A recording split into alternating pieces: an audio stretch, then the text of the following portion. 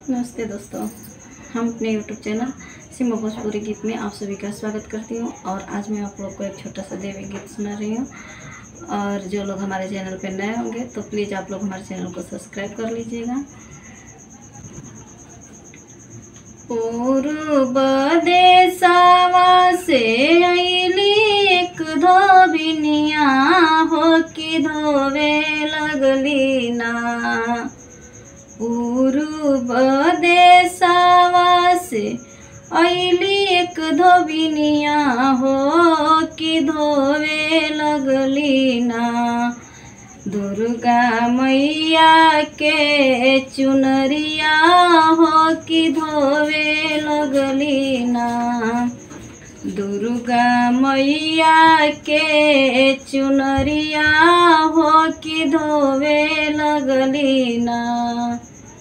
चुनरी धोई धोई फेंक लिया कसवा हो झुराई गईले ना।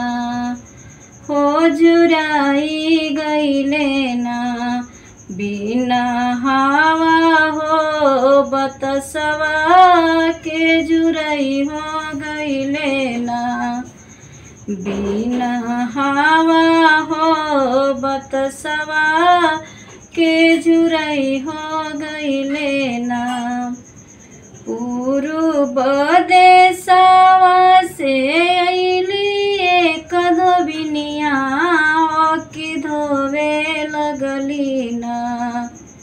नौ दुर्गा के चुनरिया हो कि धोवे लगली ना। नौ दुर्गा के चुनरिया हो कि धोवे लगली ना।